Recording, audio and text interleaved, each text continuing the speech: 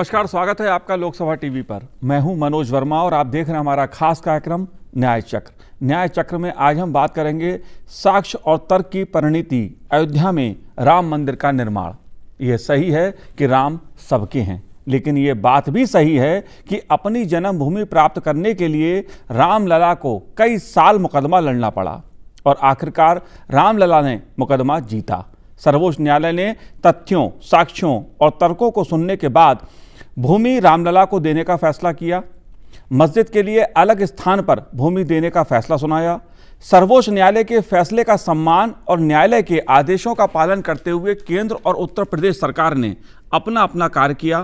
प्रधानमंत्री नरेंद्र मोदी ने 5 अगस्त को राम जन्मभूमि निर्माण के लिए भूमि का पूजन किया और उसके बाद उन्होंने आधारशिला भी रखी। इसलिए न्याय चक्र में आज हम बात न्याय की दृष्टि से राम मंदिर निर्माण की करेंगे। चर्चा करने के लिए मौजूद हैं सुप्रीम कोर्ट के अधिवक्ता विष्णु जैन जी। विष्णु जैन जी, अयोध्या मामले में इसमें मुकदमा भी उन्होंने लड़ा कि अयोध्या में भगवान राम का मंदिर बनना चाहिए। उनसे हम जो कानूनी पहलू हैं उसको समझने की कोशिश करेंगे। विष्णु जैन जी, आपका लोकसभा टीवी के स्टूडियो में बहुत बहुत स्वागत है। बात कही जाती है कि संविधान की, बात कही जाती है धर्मनिरपेक्षता की। विष्णु जैन जी, आप कैसे देख रहे हैं तब जब फैसला, सुप्रीम कोर्ट का फैसला आने के बाद अब मंदिर निर्माण का कार्य शुरू हो रहा है? देखिए, सर्वप्रथम मैं आप सबको जय सिया राम कहना चाहूँगा।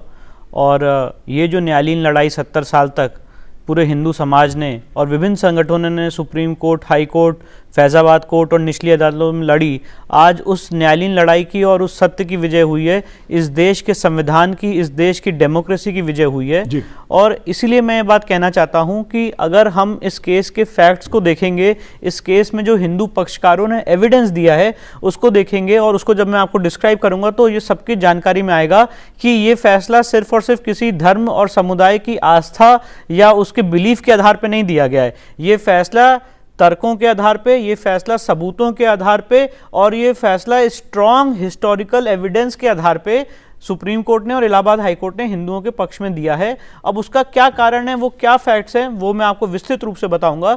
पर सबसे इंपॉर्टेंट बात और सबसे महत्वपूर्ण बात, अगर ये लड़ाई और इसका बैकग्राउंड देखा जाए तो ये लड़ाई शुरू होती है सिर्फ 1950 में नहीं, जब गोपाल सिंह विशारद ने पहला सूट दाखिल किया था।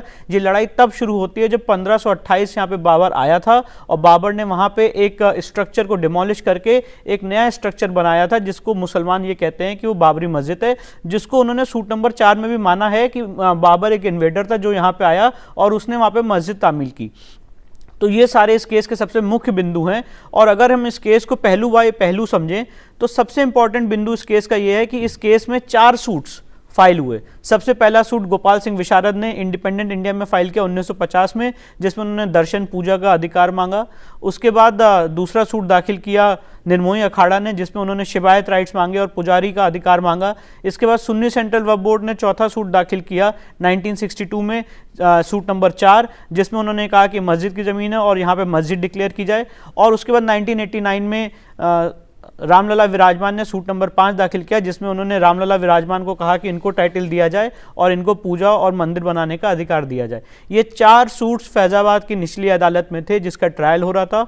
और अगर हम इसको हिस्टोरिकल वे में इस केस की हिस्ट्री के हिसाब से समझें तो 1989 में जब राम मंदिर आंदोलन अपने चरम पे पहुंचा, तब इलाहाबाद हाईकोर्ट ने इसकी इंपॉर्टेंस को देखते हुए इस मैटर को अपने पास बुला लिया कि इस मैटर का ट्रायल खुद हाईकोर्ट करेगी। और ये बहुत रेयर होता है हिस्ट्री में कि किसी भी मैटर का ओरिजिनल ट्रायल हाईकोर्ट करे, और खासतौर से यूपी में, क्योंकि यूपी में ओरिजिनल ट्रायल की पावर हाईकोर्ट को नहीं है। दिल्ली हाईकोर्ट में है पर इलाहाबाद हाईकोर्ट में ओरिजिनल ट्रायल की पावर नहीं है। और 3 जजेस इलाहाबाद हाईकोर्ट के, उन्होंने इस मैटर का ओरिजिनल ट्रायल शुरू किया।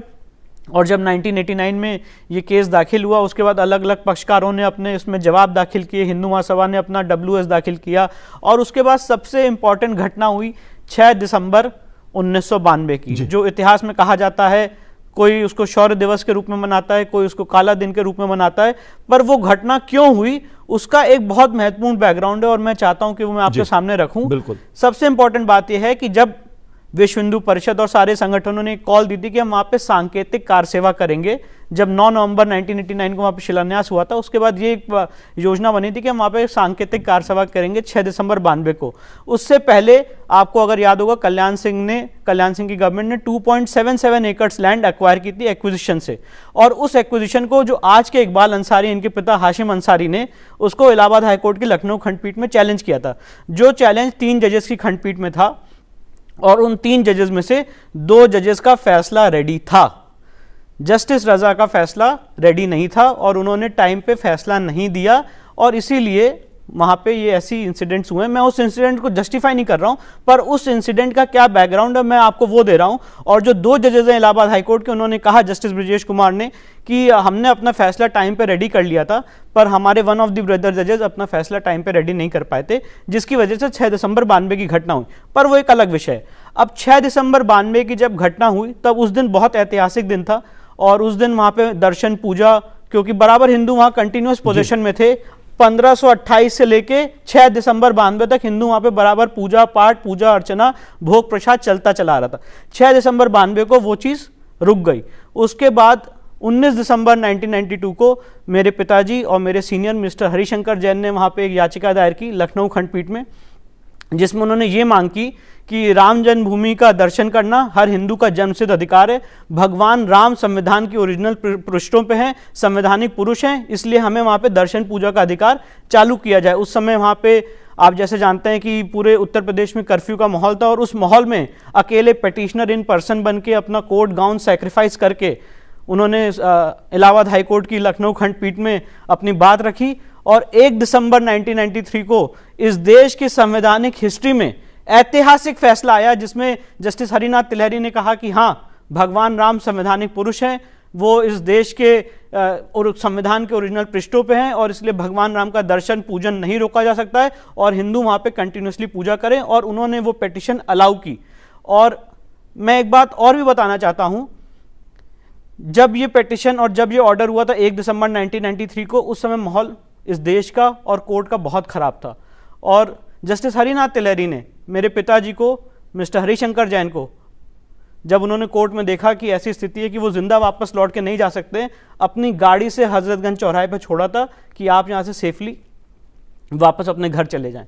तो हिंदू, मैं ये बात बताने का पर्पज़ है कि हिंदू पक्षकारों ने कितना संघर्ष किया है, कितना आंदोलन किया है, अपने जान की किस लेवल तक बाजी लगाई है, ये उसका एक उदाहरण है। अब अगर मैं इस केस के फैक्ट्स पे आऊं कि इस केस में हिंदू पक्षकारों ने क्या एविडेंस दी, ये बताने के लिए कि वहां पे हिंदुओं का क्लेम है, हिंदुओं का राइट है, तो वो बात मैं इस तरह से रखना चाहूंगा कि 1528 से 1855 तक मुसलमान और मुस्लिम पक्षकारों का एक भी ऐसा प्रूफ नहीं है जो ये साबित करे कि वो वहां पे नमाज पढ़ते आ रहे थे। No evidence, no document. अब जैसे कि मैंने आपको बताया, इस केस में 2 सूट्स हैं।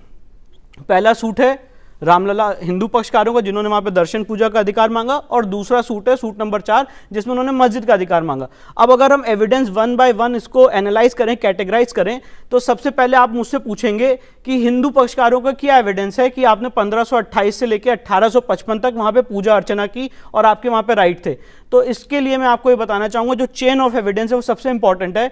1510 गुरु नानक देव जी वहां पे आए थे, बाबर के आने से पहले। बाबर 1528 में आया था, 1510 में गुरु नानक देव आए थे, उन्होंने सरयू में स्नान किया था और वहां पे राम मंदिर के दर्शन किए थे। सबसे वेरी फर्स्ट डॉक्यूमेंट है बाबर के आने से पहले का भी, जो ये दिखाता है कि वहां पे एक प्री एग्जिस्टिंग टेम्पल था। इसके बाद अगर हम आए दूसरी एविडेंस पे, तो सबसे इंपॉर्टेंट एविडेंस है जो अकबर के कोर्ट मास्टर अब्बुल फजल ने खुद लिखी है आईने अकबरी में 1590 में, जिसमें अब्बुल फजल ने लिखा है कि चैत्र मास में हिंदू वहां रामनवमी के दिन जुटते हैं, पूजा करते हैं, वहां मेला लगता है और हिंदुओं की उस प्लेस में बहुत विशेष आस्था है और पूजा अर्चना वहां पे होती रहती है। ये चेन ऑफ एविडेंस मैं आपको 1 बाय 1 बता रहा हूं, अपना क्लेम बताने के लिए कि 1528 से 1855 तक हम वहां पे कैसे काबिज रहे। इसके बाद जो तीसरे ट्रैवलर हैं वो हैं विलियम फिंच, जो 1608 में आए, 1608 से 1611 तक। उन्होंने कहा कि हाँ, वहाँ पे रामा कैसल है जो रूइंस में है और ये 400 साल पहले बना हुआ था। इसके बाद जो चौथे ट्रैवलर आए ट्रैफन तेलर साहब 1770 में औरंगजेब के समय, और उन्होंने बहुत इंपॉर्टेंट बातें अपने यात्रा वृत्तांत में कही, जिसमें उन्होंने बताया कि ये जो है लॉर्ड राम की जगह है, अयोध्या उनसे जुड़ी हुई है। उन्होंने ये भी बताया कि यहाँ पे एक बहुत भव्य मंदिर था जो एक रिवर के एलिवेटेड बैंक पे था। उन्होंने ये भी बताया कि यहाँ पे एक मंदिर तोड़ के एक मस्जिद का निर्माण किया गया, जो उन्होंने वहाँ के लोगों से बातचीत करके पता किया औरंगजेब के समय। और उन्होंने ये भी नोटिस किया कि वहाँ पे एक बेदी थी।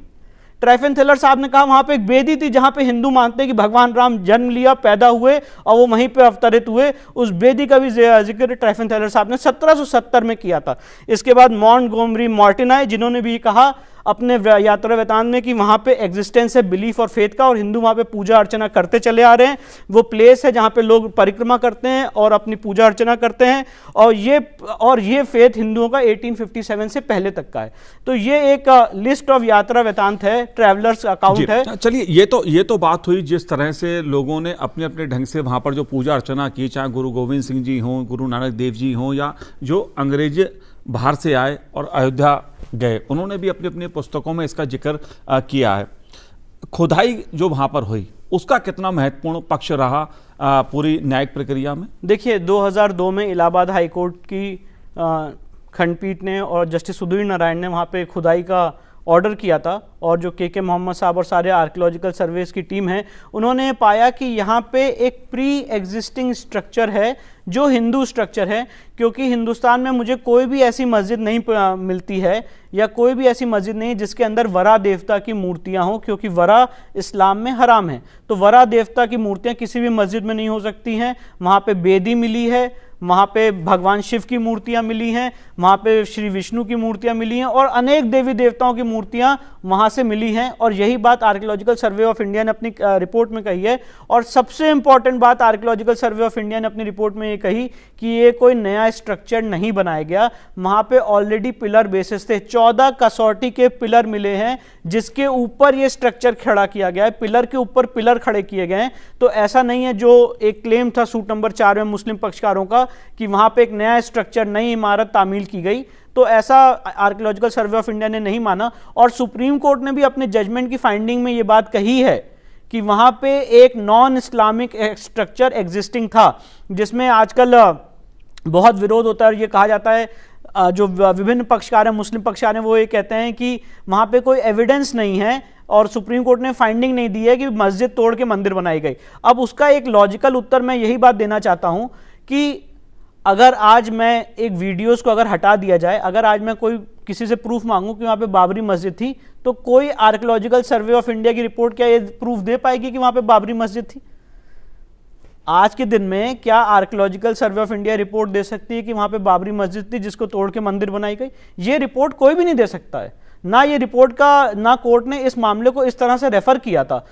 जो कोर्ट का रेफरेंस का मुद्दा था वो ये था कि क्या वहाँ पे मंदिर के अवशेष मिले हैं, और अभी भी जब खुदाई हुई थी तो आपकी जानकारी में भी है कि वहाँ पे बहुत भारी मात्रा में मंदिर और हिंदू देवी देवताओं के चिन्ह मिले हैं। तो मतलब कहने का मतलब जो है कि पुरातत्व विभाग ने वहाँ पर जो खुदाई की और जो वहाँ भगवान की मूर्तियाँ मिली, वो एक अहम कड़ी साबित हुए सुप्रीम कोर्ट की सुनवाई। जी बिल्कुल, क्योंकि जब सुप्रीम कोर्ट ने अपने जजमेंट्स में, जैसे कि मैंने आपको बताया कि ये सारे यात्रा वृत्तांत, वो सारे राइट्स जो हिंदुओं के हैं 1528 से 1855 तक, जब तक ब्रिटिशर्स ने वहाँ पे रेलिंग नहीं खींची थी, वो सारी चीज़ें ओरल एविडेंस उन लोगों की जिन्होंने बताया कि वो आउटर कोर्टयार्ड में पूजा करते आ रहे हैं, निर्मोही अखाड़ा के लोग, उसके बाद जो वहाँ पे चलिए, ये तो बात वो हो गई कि जिसमें न्यायिक प्रक्रिया में जो चीज़ चली, पुरातत्व विभाग की रिपोर्ट एक अहम कड़ी साबित हुई। जो विदेशी आए और अयोध्या गए, उन्होंने जिस तरह से राम जन्मभूमि का वर्णन अपनी किताबों में किया, वो एक अहम कड़ी साबित हुई। गुरु नानक देव जी वहाँ पर गए, उनकी बात और उन्होंने वहाँ पर जिस तरह पूजन अर्चना की, वो भी एक अहम कड़ी साबित हुई। इस तरह के अलग अलग वृत्तांत आए हैं कानूनी प्रक्रिया में। मेरा एक सवाल आपसे है संवैधानिक दृष्टि से। संविधान की बात ओवैसी जैसे सांसद भी कर रहे हैं, उन्होंने कई सवाल भी संविधान को लेकर उठाए हैं। आपने शुरू में जिक्र किया था कि राम संवैधानिक हमारे पुरुष हैं, इस पे आपका क्या कहना है? देखिए, मैं ये बात मानता हूँ कि ये बहुत लंबी कानूनी लड़ाई दो समुदायों ने लड़ी है, दो देशों ने, दो सभ्यताओं ने लड़ी है।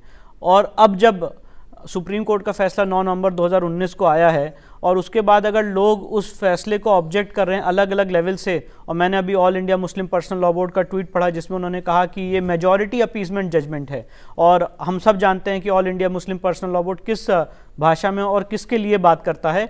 तो मैं ये बात, और ओवैसी साहब ने प्रधानमंत्री के वहाँ जाने का भी विरोध किया, तो मैं बात बहुत स्पष्ट रूप से बताना चाहता हूँ, बहुत विनम्रता से और बहुत संवेदनशीलता से बताना चाहता हूँ कि ये जो फंक्शन ऑर्गेनाइज किया गया था भूमि पूजन का, ये भारत सरकार द्वारा ऑर्गेनाइज फंक्शन नहीं था। ये फंक्शन ट्रस्ट ने ऑर्गेनाइज किया था, राम जन्मभूमि तीर्थ क्षेत्र ट्रस्ट ने ऑर्गेनाइज किया था। और अगर आप प्रधानमंत्री का भाषण भी देखेंगे तो उन्होंने बात कही कि आज मैं बहुत आभारी हूं कि राम जन्मभूमि तीर्थ क्षेत्र ट्रस्ट ने मुझे यहाँ न्योता भेजा और मुझे यहाँ इन्वाइट किया। और सबसे महत्वपूर्ण बात यह है कि लोग ये कहते हैं कि वो भारत के प्रधानमंत्री, उनको वहाँ नहीं जाना चाहिए था। अब मैं एक बात ये जानना चाहता हूँ, मैं इसका एग्जाम्पल नहीं दूंगा कि सोमनाथ में राजेंद्र प्रसाद जी गए थे कि नहीं गए थे, मैं एक इंडिपेंडेंट बात कहता हूँ, हाँ वो भारत के प्रधानमंत्री हैं, पर क्या उनके अपने इंडिपेंडेंट राइट्स नहीं है? क्या उनके अपने इंडिविजुअल राइट्स नहीं है? क्या वो पूजा पाठ का अधिकार उनको नहीं है? बहुत से ऐसे इस देश में प्रधानमंत्री और राष्ट्रपति हैं जिन्होंने अपने इंडिविजुअल राइट्स एक्सरसाइज करते हुए पूजा पाठ की है, किताबें लिखी हैं। माननीय प्रणब मुखर्जी ने किताब लिखी थी जिसको आर्टिकल 361 सब क्लॉज 4 में अनुमति मिली हुई है कि वो अपने पर्सनल राइट्स का उपयोग कर सकते हैं। उसी तरह से प्रधानमंत्री के भी अपने पर्सनल राइट्स हैं। ये प्रधानमंत्री का औपचारिक कार्यक्रम नहीं था, ये राम जन्मभूमि तीर्थ क्षेत्र ट्रस्ट का कार्यक्रम था, और जिसके लिए वहां पे गए थे क्योंकि उन्होंने अपने इंडिविजुअल राइट्स एक्सरसाइज किए थे। और ये बहुत माइन्यूट डिस्टिंक्शन है भारत के प्रधानमंत्री होने में और Narendra Modi as a individual होने में। तो मुझे बहुत विनम्रता से ऐसा लगता है कि ओवैसी साहब के जो ऑब्जेक्शंस हैं, जो इस देश की सेकुलरिज्म की बात करते हैं और कहते हैं सेकुलरिज्म खतरे वो तो बात ये भी कह रहे हैं कि हम सुप्रीम कोर्ट का फैसला नहीं मानेंगे। इस तरह के कुछ संगठनों का वक्तव्य आए हैं मुस्लिम संगठनों के कि सुप्रीम कोर्ट का फैसला भी नहीं मानेंगे हम और बात संविधान की करेंगे। देखिए यही बात है कि आपके चैनल पे और आपके साथ बहुत सारी चर्चाएं मैंने देखी हैं और आपने इस बात को बहुत सारे वक्ताओं से पूछा है और सारे पैनलिस्ट से पूछा है। आपके सामने कितने मुस्लिम पक्षकारों ने यहाँ पे कहा है और अलग अलग चैनलों पे कहा है कि सुप्रीम कोर्ट का जो भी फैसला होगा वो उनको मान्य होगा। अब सुप्रीम कोर्ट का जो फैसला आया है, अगर वो ये कहते हैं कि ये मेजॉरिटी अपीजमेंट, और ये बात मैं बहुत स्पष्ट रूप से कहना चाहता हूँ, ये मेजॉरिटी अपीजमेंट का फैसला है, तो मुझे लगता है ये कहीं ना कहीं क्लियर कंटेम्प्ट ऑफ कोर्ट है। आप कोर्ट की अवमानना कर रहे हैं। आप ये बात बताना चाहते हैं कि कोर्ट ने एक वर्ग विशेष को, एक समुदाय को अपीज करने के लिए फैसला दिया है, जबकि ऐसा नहीं है। सुप्रीम कोर्ट ने, जैसे कि मैंने आपको बताया, कि हमारे एविडेंस पे, हमारे तर्क पे फैसला दिया है। और मैं एक बात और कहना चाहता हूं मुस्लिम पक्षकारों से, और सारे दर्शक इस बात को समझे, हमने तो अभी आपके सामने अपने राइट्स और अपने एविडेंस बहुत डिटेल रूप से बताई। कोई जरा ये पूछे, और कभी भी अगर आपको मौका मिले तो आप ओवैसी साहब से और सारे मुस्लिम पक्षकारों से पूछें कि भाई आप ये बता दीजिए कि आपके क्या एविडेंस है, चेन ऑफ एविडेंस, ये बताने के लिए कि आपकी वहां पे मस्जिद थी।